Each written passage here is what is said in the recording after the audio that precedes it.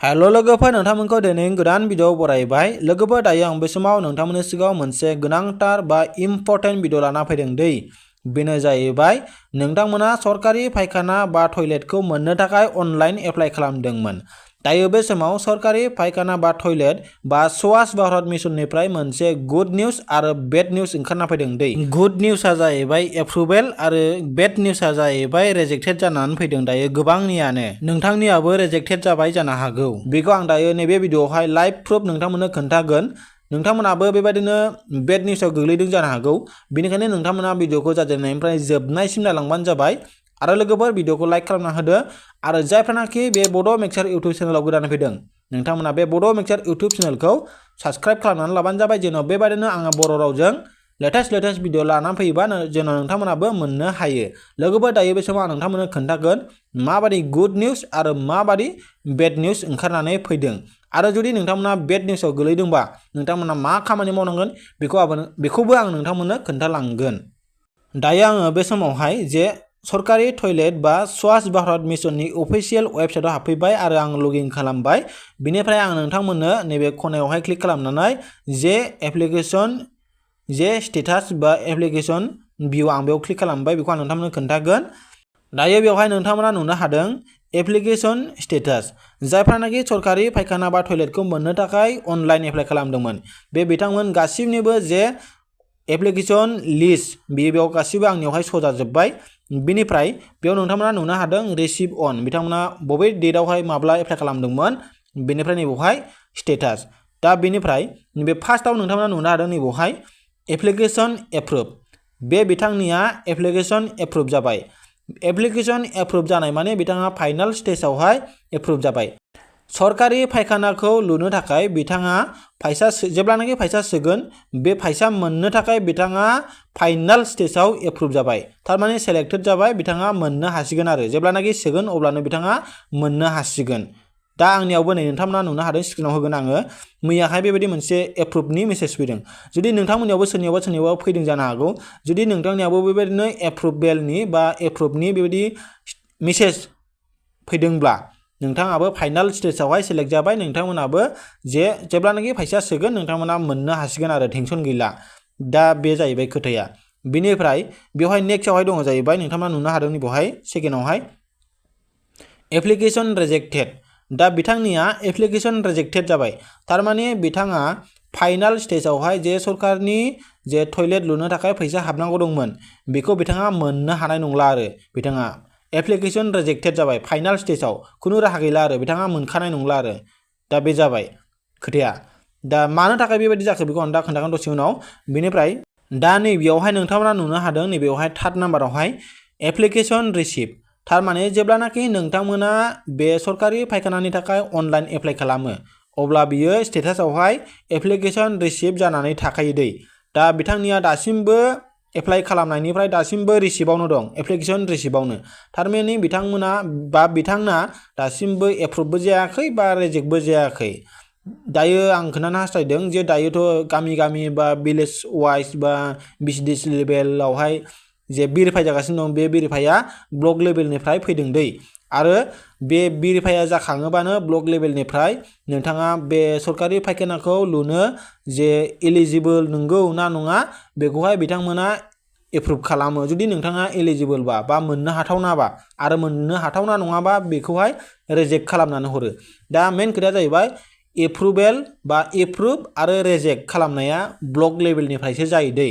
दा बेवहाय दासिमबो जानो हागौ नैबेनिया जे दासिमबो जे दाख्लि जे भेरिफाइ जाबायना बियो दासिमबो बिथांमोना नायाखै बा गुबुननिखौ नायग्रोदों जानो हागौ नाथाय बिथांनिखौ नायथ'वाखै जेब्लानाखि नायगोन बिथाङाबो हयथ' एप्रुभ जागोन मोननो हाथावनाब्ला आरो मोननो हाथावना नङाब्ला बिथांनियाबो बेबायदिनो रिजेक्ट जागोन दा नोंथांमोना बिनि गाहायावबो गोबांथार बेबायदिनो नुनो मोन्दों जानो हागौ नैबेवहाय बा नुनो मोन्दों बेयाव रिसिभ आरो नै बिथांनियाबो एप्रुभेल जाबाय बा एप्रुभ जाबाय आरो नैबेवहाय सासे दंबावो एप्लिकेशन रिजेक्टेड बिथांनियाबो रिजेक्ट जाबाय आरो नैबेवहाय दङ जाहैबाय एप्लिकेशन रिसिभ आरो बेनिफ्राय नैबेयाव एप्रुभ रिसिभ एप्रुभ नै गोबांनियानो एप्रुभ जाबाय बेनिफ्राय नैबेवहाय रिसिभआव गोबांनियानो रिसिभआवनो दङ दासिमबो दायो लोगोफोर नोंथांमोना बेवहाय नुखाबाय गोबांनियानो एप्रुभ जाबाय आरो गोबांनियानो रिसिभ जाबाय आरो माखासेनिया बेवहाय रिजेक्ट जाबाय। दा खोथाया जाहैबाय एप्रुभ जानायाथ' मोजां खबर बा मोजाङानो बिथांमोना मोनखासिगोनानो। दा मानो रिजेक्ट जाखो दा मेन खोथाया जाहैबाय बेसो। दा माब्रै रिजेक्ट जायो होननानै बुङोबा आङो बेखौ बुंनानै हरनो हास्थायदों। दा न'खरावहाय बेबायदिनो सानै साथाम खरि गाहाम बेबायदिनो सरकारि फायखाना बा टयलेटनि थाखाय एप्लाइ खालामदोंमोन। दा बिथांमोननि जे एप्लिकेसन बेखौहाय जे ब्लक लेभेलावहाय चेक खालामबाय, बिनिफ्राय न'खराव सासेल' होगोन होननानैहाय बिथांमोना ब्लक लेभेलनिफ्राय रिजेक्ट खालामबाय दै। दा रिजेक्ट जानायनि मेन रिजोना बेनो नाम्बार 1 आरो नाम्बार 2आवहाय जाहैबाय जे बेनिफिसारि बा एप्लिकेसन जायानाखि एप्लाइ खालामदों बिथांमोना जेनेबा 18 इयार्सनिफ्राय बेखौ एप्लाइ खालामनो हायो नालाय 18 बोसोर जानाय लोगो लोगो जायफ्रानाखि एप्लाइ खालामो बा खालामदों बिथांमोनाबो 99% रिजेक्ट जानायनि चान्स थायो। थारमाने 18 इयार्स बा 18 बोसोरबा माने स्टुडेन्टसावनो गोलैयो नालाय बिथांमोना अब्ला बे सरकारि फायखानाखौ मोननो हाथावना नङा आरो। बाव इलिजिबोलाथ' 18 इयार्सनिफ्रायनो लायो, थेवबो रिजेक्ट जानायनि चान्सआ 90 बा 99% थायो। बे नाम्बार 2आव थांबाय। बेनिफ्राय नाम्बार 3आव जाहैबाय जायफ्रानाखि जे हिन्जावसाफोर बिथांमोना एप्लाइ खालामदों, हिन्जावसाफ्राबो एप्लाइ खालामो नालाय दा एप्लाइ खालामबाय, एप्लाइ खालामनायनि उनावहाय बिथांमोना जे हाबा जाहैबाय, जेनेबा हमनानै ला हाबा जाहैबाय, हाबा जाहैनायनि उनावहाय सो भेरिफाइ फैनोसै दानिया। दा भेरिफाइआथ' बै गावनि हाबा जाहैनाय न'खरावहाय भेरिफाइ फैला, गावनि मेन गामियावसो भेरिफाइ फैनोसै नालाय। दा बे समाव बिथाङाथ' हाबा जाहैबाय नालाय दा फायखानाखौथ' बैयाव लुहैनो मोना, गावनि हाबा जाहैनायनि फिसायनि न'आवथ' लुहैनो मोना। दा बेनिखायनो दा लुहैनो मोना नालाय, मानसियानो गैखाला नालाय दा बेखौहाय ब्लक लेभेलनिफ्राय रिजेक्ट खालामो बा बेखौ एप्रुभ खालामा। बेनिफ्राय नाम्बार 4आव जाहैबाय गोबाङानो हाबा जाहैखांनायनि उनावहाय जे गावनि आधार कार्डनि जे मेन एड्रेस गासिबो बे एड्रेसफोरखौहाय आपडेट खालामना लानांगौ नालाय दा बेखौहाय आपडेट खालामा। थारमाने जे गाव हाबा जानायनि सिगां जे गावनि मेन एड्रेस दङमोन बे एड्रेसखौनो लाबाय थायो। दा बे एड्रेसजोंनो बा बे आधार कार्डजोंनो एप्लाइ खालामो। दा बे आधार कार्डजों एप्लाइ खालामनाय मानि सिगांनि एड्रेसावसो फैनाय बा सिगांनि गावनि मेन गामियावसो फैगोन बा भेरिफाइ बा सार्भेआबो बेयावसो फैगोन। दा बेबो रिजेक्ट जायो। दा रिजेक्ट जानाया बेनो बा बे मोनथाम मोनब्रैसो रिजननि थाखायनो रिजेक्ट जानायनि बे रिजेक्ट जानाय बे स्टेटास बियो फैदों लोगोफोर। नोंथांमोनाबो बिदिनो चेक खालामबानो जाबाय। जुदि नोंथांमोना एप्रुभ जाबायबा नोंथांमोना मोनखासिगोनानो, नोंथांमोना सिन्था खालामनांगौ गैला। आरो नोंथांमोना जुदि रिजेक्ट जाबायबा बेयो फाइनाल स्टेजाव रिजेक्ट जाखाबाय, नोंथांमोना आरो बेखौ मोननो हानाय नंला आरो। बेनिफ्राय जुदि एप्लिकेसननि रिसिप्टआवनो दङबा नोंथांनिया दासिमबो बिथांमोना नायथ'वाखै, जेब्लानाखि नायगोन नोंथांनाव बेबायदिनो एप्रुभ जागोन स्टेटासा, आरो नङाबा नोंथांनि मबाइलावहाय मेसेज फैगोन। आरो जे आं दा मोनथाम पइन्टखौ खोन्थालांबाय, बे 18 इयार्स जानाय लोगो लोगो एप्लाइ खालामनाय बा न'खराव सानै साथाम एप्लाइ खालामनाय बा हाबा जाहैनाय, बिदिया 99% रिजेक्ट जानायनि चान्सआ दङ। बेखौ नोंथांमोना दायो नोंथांनि जे एप्लिकेसन स्टेटास बेखौ चेक खालामबानो जाबाय। नोंथांमोना जुदि एप्लिकेसन रिसिप्टआवनो दंबा नोंथांमोना टेनसन गैथ'वा। जुदि नोंथांमोना बे मोनथाम पइन्टआवहाय जुदि गोग्लैयाखैबा नोंथांमोना टेनसन गैया, नोंथांनि जे एप्लिकेसन बियो 100% एप्रुभ जागोन, नोंथाङा टेनसन गैया। दा बेनिफ्राय नोंथाङा जुदि बे नोंथांनि स्टेटासखौ नायनो लुबैदोंबा नोंथाङा बे स्वच्छ भारत मिशनावहाय नोंथांमोना जे लगइन खालामनानै नायनो हागोन। आङो बेनि लिंकखौ बे भिडिअनि डिसक्रिपसनाव होनानै दोनगोन। लोगोफोर दिनैनि भिडिअआ एसेनोसै। दायो नोंथांमोना माबाफोर डाउट दंबा कमेन्टआवहाय सोंहरनो हागोन। आरो लोगोफोर जे फैसा सोनायनि डेट बेथ' जे एप्लिकेसन रिसिप्ट जानाय बेथ' बे ब्लक लेभेल बा गोजौ लेभेलावहाय जे पेन्डिं जानानै थायो नालाय, ओमफ्राय बे एप्रुभ रिजेक्टखौ बे जे ब्लक लेभेलनिफ्राय मावना हरो नालाय, दा बिथांमोननि मावनायनि बे गासिबो खामानिया जोबजोबोब्लानो नोंथांमोना जे सरकारि फायखानानि जे लुनो थाखाय फैसा बेखौ नोंथांमोना मोननो हागोन।